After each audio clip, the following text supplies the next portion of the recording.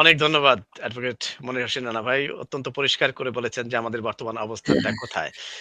রানা ভাইয়ের কাছে যদি আমি একটু জিজ্ঞেস করতে চাই যে আপনি কি কোথাও কোনো গ্যাপ দেখেন কিনা? আমরা জানি যে বিএনপি একটা বড় দল এবং জনাব খন্দকার আবু আশফাক ভাই যে ঢাকা জেলা বিএনপি সভাপতি হিসেবে এই অনুষ্ঠানে এসেও কিন্তু বলেছেন যে হ্যাঁ, এটা আমরা চাই এবং তিনি একটা রূপরেখাও দিয়েছেন যে এইভাবে আমরা সর্বদলীয় লোকজনদেরকে নিয়ে একটা কমিটি করে প্রয়োজনে আমরা মার্চ করলে সুবিধা হবে।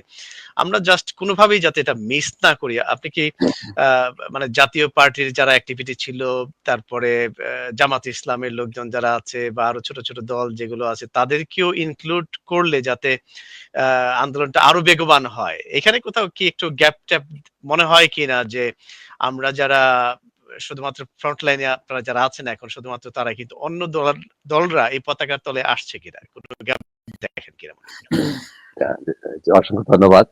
আমি ব্যক্তিগতভাবে মনে করি যে এই যে বৈষম্য বিরোধী আন্দোলনটি সফল হবার পর আমাদের সবার কিন্তু একটি রাজনৈতিক দল সম্পর্কে সবাই আমরা আপত্তি করছি বা জাতীয়ভাবে এই আপত্তিটি হচ্ছে যে এই যারা ক্ষমতাচ্যুত হলো সেই আওয়ামী লীগের সাথে আসলে আমাদের এখন আর কোনো বিষয় নিয়ে আলোচনা করবার ক্ষেত্রে আমরা কেউ আগ্রহী নই।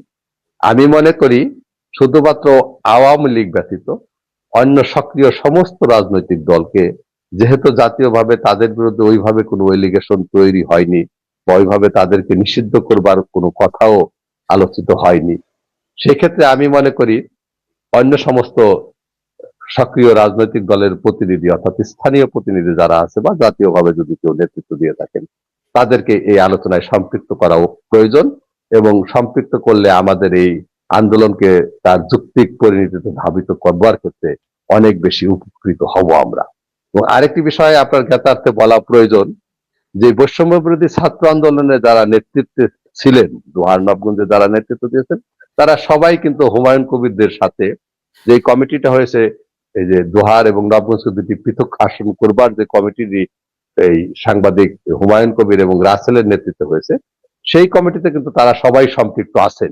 এবং বেশ গত দুটি শুক্রবার আগে বোধহয় বা এই গত শুক্রবারের আগের শুক্রবারে জয়পাড়া কলেজ থেকে আমরা যে লিফলেট বিতরণ শুরু করলাম, তারা সেখানে সবাই অংশগ্রহণ করেছেন, সবাই নিজ নিজ মতামত ব্যক্ত করেছেন এবং আমাদের সাথে প্রায় সারাদিনই লিফলেট বিতরণ করেছেন। আমি মনে করি যে এই তরুণ প্রজন্মের প্রতিনিধি যারা, তাদেরকে ফ্রন্ট লাইনে দিয়ে আমরা যারা রাজনীতির সাথে সম্পৃক্ত অর্থাৎ পদ পদবি নিয়ে যারা রাজনীতি করি তাদের ক্ষেত্রে হয় যে তাদের ক্ষেত্রে আসলে কিছুটা ব্যারিয়ার তৈরি হয়।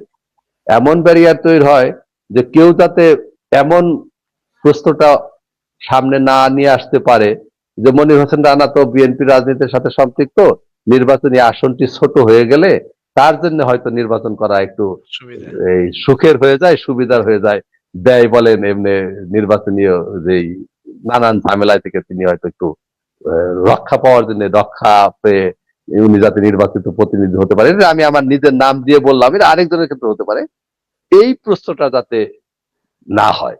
আমি পরিষ্কার ভাষায় বলতে চাই, যদি ঢাকা 1 এবং ঢাকা 2 এই দুটি নির্বাচনী আসন পৃথক হইবার পর যদি কোনো ব্যক্তিকে, ইভেন যদি আমাদের প্রিয় নেতা আমাদের বড় ভাই আশফাক ভাইকে যদি দল দুটি আসনে নমিনেশন দেয়, আমার ব্যক্তিগত কোনো দ্বিমত থাকবে না।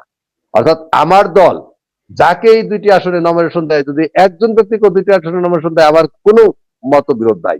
আমার মতবিরোধটি সেই জায়গায় যদি এই আসনটি এক থাকে, তাহলে আমরা উন্নয়নের যে রাষ্ট্রীয় বরাদ্দ, সেই বরাদ্দ কম পাবো।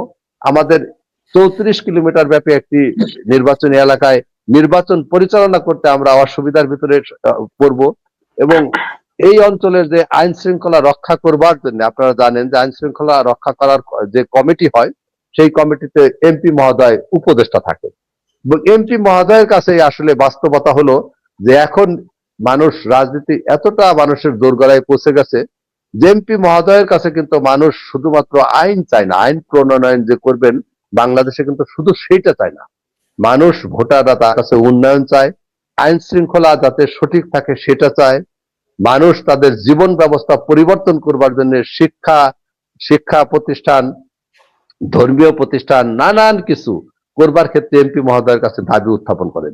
এখন এরকম একটি ছড়ানো ছিটানো একটি জায়গা, যেটা সেই মানিকগঞ্জের সিংগার থেকে শুরু হয়ে দোহার নবগঞ্জ হয়ে একেবারে গিয়ে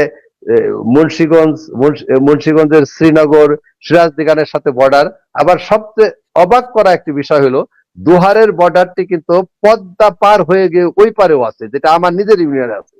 আমার নিজের ইউনিয়ন নয়াবাড়ি ইউনিয়নের 2-3টি চর আছে যেখানে দোহার নয়াবাড়ি ইউনিয়ন, কিন্তু পদ্মা নদীটি পুরো পার হয়ে গিয়ে ফরিদপুরের চরবদ্রসনের সাথে যাদের সীমানা। এরকম একটি ব্যাকওয়ার্ড জায়গা যেখানে ধলেশ্বরী 1, ধলেশ্বরী 2 নদী, আমাদের সাপখালী নদী, আমাদের ইসামতি নদী, আমাদের পদ্মা নদী, এতগুলি নদীকে আমরা পার হয়ে গিয়ে নির্বাচন পরিচালনা করা আমাদের জন্য খুব দুরূহ হয়ে পড়ে। সেই ক্ষেত্রে আমি মনে করি আমাদের সবাইকে এখানে সম্পৃক্ত করতে হবে, সব লেভেলের লোকজনকে এখানে সম্পৃক্ত করতে পারলে এই এই যে যে আমাদের অবস্থা, এই যে আমাদের ভৌগোলিক জটিল একটি অবস্থান, এবং আমাদের ভোটারও এখন বেশ অনেক হয়েছে, এই বিষয়গুলি সর্বমহল থেকে আলোচনা হলে এই আন্দোলনটি যৌক্তিক পরিণতি হবে। অসংখ্য ধন্যবাদ উপস্থাপককে। অনেক ধন্যবাদ মনির ভাই, আপনি অত্যন্ত সুন্দরভাবে ক্লিয়ার করেছেন।